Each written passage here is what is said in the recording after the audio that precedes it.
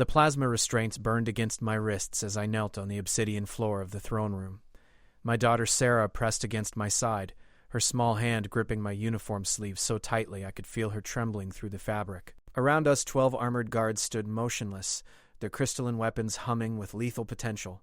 I had violated every diplomatic protocol in existence by entering Ziltari sovereign space without clearance, and now we would face whatever justice their queen deemed appropriate. The massive doors at the chamber's far end remained closed, waiting. The silence crushed down like a physical weight. "Daddy, I'm scared," Sarah whispered. "I know, sweetheart. Just stay quiet and stay close." The distress beacon. The dying colony ship drifting through the nebula with hundreds of Zeltari civilians aboard. My decision to ignore the border restrictions and respond to their emergency. The children I'd pulled from the wreckage, the medical supplies I'd exhausted, the 18 hours I'd spent welding hull breaches while my own ship's systems failed around me. Then the battlecruiser appearing, its weapons locked on my vessel before I could even transmit my explanation. They'd separated me from my crew immediately. Only Sarah remained with me because she'd hidden in the cargo bay during the initial boarding. By the time they found her, the Zeltari captain had decided it would be crueler to tear a 6-year-old from her father's arms than to let her accompany me to whatever fate awaited. I wasn't sure he was wrong. The advisor who stood nearest the throne platform watched us with eyes that reflected the chamber's purple bioluminescent light. Her expression remained unreadable, but I'd learned enough about Zeltari body language during my years in the diplomatic corps to recognize the slight angle of her head. Confusion, maybe even concern. The human demonstrated skill in medical intervention, she told the guards during our transport from the detention facility. 43 civilians survived because of his actions. The Queen will want to understand his motivations, not mercy. The distinction mattered. The doors began to open, their ancient mechanisms moving without sound. I felt Sarah's grip tighten impossibly further. My own heart hammered against my ribs, but I forced my breathing to remain steady. Whatever happened next, she needed to see her father unafraid. The Queen entered alone. She was taller than any Zeltari I'd encountered, her form draped in flowing garments that seemed to absorb light rather than reflect it. The crown upon her head wasn't metal, but living crystal, growing directly from her skull in patterns that spoke of centuries of accumulated wisdom and power. Her face bore the scars of old conflicts, the kind that marked a ruler who'd fought for her throne rather than inherited it peacefully. She crossed the chamber with measured steps, each footfall echoing like a pronouncement of doom. The guard stiffened further, if such a thing was possible. The advisor bowed so low her forehead nearly touched the floor. I remained kneeling, eyes forward, trying to remember every protocol briefing I'd ever received about Zeltari royal encounters. Direct eye contact was acceptable, but prolonged staring meant challenge. Speak only when addressed. Never turn your back. Never reach toward the sovereign. Never... Sarah sneezed. The sound shattered the oppressive silence like a stone through glass. I felt ice flood my veins as every guard in the room shifted stance, weapons rising fractionally. The Queen stopped mid-stride, her gaze dropping to my daughter for the first time. "I'm sorry," Sarah whispered, her voice tiny and terrified. "I'm sorry, I didn't mean to—" "Silence," the advisor hissed, but the Queen raised one hand, halting both the reprimand and the guard's aggressive positioning. She resumed walking, but slower now, her attention fully focused on the small human child pressed against my side. When she reached the base of the throne platform, she didn't ascend it. Instead, she stopped 3 meters away from us, close enough that I could see the intricate patterns of her facial markings, the way her pupils contracted as she studied us. "You are Commander Jackson Reed," she said. Her voice resonated with harmonics that human vocal cords couldn't produce, words spoken in perfect English despite her physiology. "You violated our borders. You commandeered a military rescue operation without authorization. You placed yourself and your crew in lethal danger to save my people." It wasn't a question, so I didn't answer. Beside me, Sarah had gone completely still, barely breathing. "Why?" the Queen asked. The question hung in the air. I met her gaze carefully, weighing every word before I spoke. "Your Majesty, they were dying." The beacon indicated children aboard. I stopped, started again.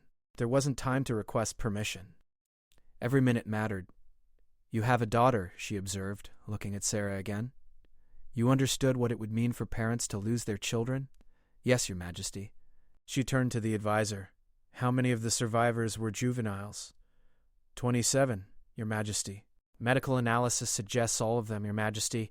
The ship's life support had less than an hour of function remaining when he arrived." Heavier. The Queen's gaze moved slowly across my face, then down to Sarah, then back to me. I couldn't read the calculation happening behind those ancient eyes. Finally she spoke. "Stand." I rose carefully, helping Sarah to her feet. The plasma restraints remained active, but at least we weren't kneeling anymore. "Your actions saved 27 Zeltari children," the Queen said.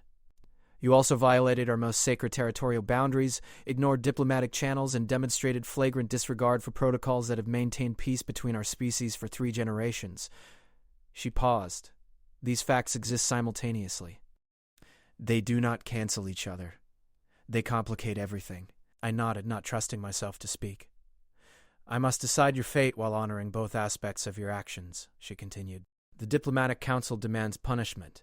The grateful parents demand recognition. My own law requires consequences for border violations, regardless of intent." Her eyes narrowed slightly. "Tell me, Commander, what would you do in my position?" The question caught me off guard. Before I could formulate a response, Sarah tugged on my sleeve. I looked down to find her reaching into the small pocket of her dress, the one she'd insisted on wearing when we left Earth Station despite my protests that it wasn't practical for space travel. She pulled out a handful of slightly crushed flowers. My heart stopped. I'd picked them with her on Earth 3 days before our departure. A father-daughter walk through the botanical gardens near our home. She'd wanted to bring some to her mother's grave before we left for what was supposed to be a simple cargo run. I had no idea she'd kept them, hidden away in that ridiculous pocket. Sarah looked up at the Queen with the fearless clarity that only children possess. "These are for you," she said, holding out the flowers with both hands. "They're flowers from Earth. Daddy says flowers mean peace. He says when you don't have words, flowers say you're sorry and you're grateful at the same time." Every guard in the room tensed. The advisor made a sound of horror. I tried to pull Sarah back, but she'd already stepped forward, crossing the invisible boundary that separated subjects from sovereign, her small hands extended with an offering of crushed yellow daisies and purple lavender. The Queen stared at the flowers, at my daughter, at the absolute violation of protocol happening before her eyes. Time seemed to suspend itself, crystallizing around this single impossible moment. Then, slowly, the Queen knelt. She descended to Sarah's level, bringing her face close to my daughter's, and for the first time since entering the chamber, her expression changed. The mask of royal authority cracked, and beneath it I saw something I hadn't expected. Recognition. Memory. Grief. The Queen's hand rose, trembling slightly, and accepted the flowers from Sarah's grip. She held them like they were made of glass, turning them slowly in her long fingers, examining each crushed petal as though it contained secrets of the universe. "My daughter loved flowers," the Queen said quietly, her voice barely above a whisper. "Before the war took her, she would fill the palace with them, every color, every scent." She looked at Sarah with eyes that suddenly seemed impossibly old. "She was exactly your age." Sarah didn't flinch from the Queen's gaze. "I'm sorry she's gone," my daughter said with the simple, devastating honesty of childhood. "I bet she was really nice." The Queen's hand tightened around the flowers. For a long moment she didn't move. Then she rose, turning to face the advisor while keeping the crushed blooms cradled carefully in her palm. "Release the commander's restraints," she ordered. The advisor's shock was visible. "Your Majesty, the protocol violations are superseded by the debt of life," the Queen interrupted, her voice returning to its authoritative resonance. 27 children breathe because of this human's actions. 27 families remain whole. That debt transcends borders and protocols. She looked directly at me. "However, the violation cannot go entirely unanswered. Commander Reed, you and your crew will be detained here for 1 lunar cycle. During that time, you will train our emergency response teams in your medical techniques. You will share your crisis management protocols. You will help us ensure that the next time our people face such disaster, we can save ourselves." I struggled to process what I was hearing. "Your Majesty, 1 month of service in exchange for the border violation. At the end of that period, you and your crew will be released with full diplomatic immunity and escorted safely to the border." She paused. "Your daughter will remain with you throughout this time. I will personally ensure her comfort and safety." The relief that flooded through me was so intense I nearly staggered. "Thank you, Your Majesty. Thank you." The Queen nodded once, then looked down at Sarah again. "Child, would you like to see the palace gardens? We have flowers from 17 different worlds, including Earth." Sarah's eyes went wide. She looked up at me for permission. I nodded, still too overwhelmed to speak. "I would like that very much," Sarah said solemnly. The Queen extended her free hand. Sarah took it without hesitation.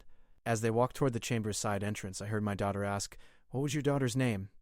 "Velishara," the Queen answered, her voice carrying across the vast space. "It means morning light in our language." "That's pretty," Sarah said. "My mommy's name was Catherine. It means pure in Old Earth language. She died too. Daddy says she's in the stars now watching over us." They disappeared through the doorway, the queen of an alien empire and my 6-year-old daughter, connected by loss and flowers and the strange grace that sometimes emerges from tragedy. The advisor approached me cautiously. "The guards will escort you to your quarters. Your crew will be informed of the Queen's decision. You will begin your training duties tomorrow at first light cycle." "I understand," I managed. As the guards deactivated my restraints and formed up around me, I caught the advisor studying me with an expression I couldn't quite identify. "The Queen has not spoken her daughter's name aloud in 15 years, she said quietly. "Your child gave her something precious today, Commander. More precious than you know." She gestured for the guards to proceed. "Do not waste this opportunity. Teach us well. Help us protect our children as you protected them in that dying ship." "I will," I promised. The quarters they assigned me were luxurious by military standards, with separate sleeping areas and a common space that featured windows overlooking the capital city's bioluminescent skyline. My crew had already been brought here, and their relief at seeing me unharmed was evident. I briefed them on the Queen's decision while we waited for Sarah's return. Lieutenant Chen, my second officer, shook his head in disbelief. A month of training duty instead of execution. "We got lucky, sir. Incredibly lucky." "It wasn't luck," Dr. Kwan interjected. "She was our chief medical officer, the one who'd worked beside me for 18 hours straight to save those Zeltari civilians. The Queen understood what we did. She recognized the value of our actions, even if they violated her laws." "She recognized something else, too," I said quietly, thinking of the way she'd held those flowers, the grief in her eyes when she spoke of her daughter. She recognized loss, and how far parents will go to protect children. Sarah returned an hour later, escorted by the same guards and chattering excitedly about the gardens. The Queen had shown her 17 different species of flora, explained their origins, taught her the Zeltari words for colors and growth and beauty. My daughter glowed with the kind of happiness I hadn't seen since before her mother died. That night, as I tucked her into bed in this alien palace on an alien world, she looked up at me with serious eyes. "Daddy, did I do the right thing? Giving the Queen the flowers? I thought about protocols violated, boundaries crossed, impossible moments of grace." "Yes, sweetheart. You did exactly the right thing." "Good," she said, yawning. Because she was sad. Really, really sad. Like us when we think about Mommy. And flowers helped us feel better, so I thought they might help her too. I kissed her forehead. They did help her. More than you know. She was asleep within minutes, exhausted by the day's emotional extremes. I sat beside her bed for a long time, watching her breathe, thinking about the impossible chain of events that had brought us here. The distress beacon, the dying ship, the decision to cross forbidden borders. Sarah hiding in the cargo bay. The flowers in her pocket. Any single link removed and everything would have been different. We might be dead. Or starting a diplomatic incident that could reignite old wars, or imprisoned for years in some military detention facility. Instead, we were alive, safe. About to spend a month teaching alien emergency responders how to save lives. All because a child understood something adults too often forget. Sometimes the most powerful diplomatic gesture is the simplest. A handful of crushed flowers. An acknowledgement of shared grief. The recognition that loss connects us across every boundary we build. The next morning, I began training the Zeltari emergency response teams. They were eager students, brilliant and dedicated, hungry to learn everything I could teach them about crisis medical intervention and disaster response. Their technology was more advanced than ours in many ways, but their protocols had gaps, blind spots that my experience in Earth's chaotic emergency situations could help fill. Dr. Kwan worked with their medical specialists while Lieutenant Chen coordinated with their engineering teams. We established communication protocols, shared diagnostic techniques, demonstrated the improvisational problem-solving that human responders had learned through centuries of creative desperation. The work was intense, demanding every ounce of knowledge and experience we possessed. But it felt right. Meaningful, like we were building something that would outlast this month of service. Sarah spent her days in the palace gardens with Velifera, a young Zeltari scholar assigned to educate her about their culture. The queen visited them frequently, I learned, sitting among the flowers and talking with my daughter about Earth and Zeltar, about mothers and memories, about the way grief changes over time but never completely leaves. 2 weeks into our service, the advisor requested a private meeting. I found her in one of the palace's observation rooms, gazing out at the city below. "Commander Reed, I wanted you to know that your training has exceeded all expectations," she said without preamble. "The response teams report significant improvements in their capability metrics. The medical staff says your techniques have already saved lives in 2 separate emergencies this week." "I'm glad we could help," I said honestly. She turned to face me. "The Queen wishes to extend your service contract, not as a sentence, but as an offer. 3 months, with full compensation, to establish a permanent exchange program between our peoples. Your people would train ours. Our people would train yours. A formal partnership in emergency response that could serve as foundation for deeper cooperation." I stared at her, trying to process the implications. That's a significant diplomatic development." "It is," she agreed. "The Queen believes your actions demonstrated something her council needed to see, that humans can be trusted to act with honor even when no one is watching, that your people value life enough to risk your own for strangers." She paused. "And your daughter demonstrated that even our species' children can connect across the boundaries that divide our adults. I'd need to discuss this with my crew," I said carefully. "And with Earth Command. This is beyond my authority to accept. Of course, the Queen expects formal negotiations will take time. She is patient." The advisor's expression softened slightly. "But she asked me to tell you something unofficially, commander to commander. She has not felt hope for genuine peace between our peoples in many years. Your daughter's flowers reminded her why peace matters. What we fight to protect when we guard our borders so fiercely." She left me alone with those words, staring out at the alien city, thinking about flowers and grief, and the strange paths that lead to understanding. The remainder of our month passed swiftly. The training program expanded as word spread of its effectiveness. More Zeltari specialists requested sessions. My crew's initial wariness transformed into genuine respect for their alien counterparts. Friendships formed across language barriers and cultural differences. Sarah and the Queen spent hours together in the gardens, 2 souls bound by loss and healing, finding comfort in conversations about mothers who existed now only in memory and love. On our final day, the Queen summoned us to a formal ceremony. The throne room was filled with Zeltari civilians, many of them wearing the distinctive markings that indicated they'd been aboard the colony ship we'd saved, parents holding children. Families standing together.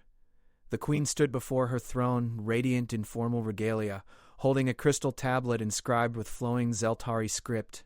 "Commander Jackson Reed," she began, her voice carrying to every corner of the vast chamber, "you came to our space as a violator of borders. You depart as a bridge between worlds. This tablet records your actions and your service. It declares you and your crew to be honored friends of the Zeltari people, with permanent rights of passage and protection throughout our space." She descended the platform, approaching us directly. "But more than that, you and your daughter have given me something I thought lost forever: hope. The possibility that our peoples might find ways to connect beyond treaties and trade agreements, that we might recognize our common ground in the most fundamental truth. We all love our children.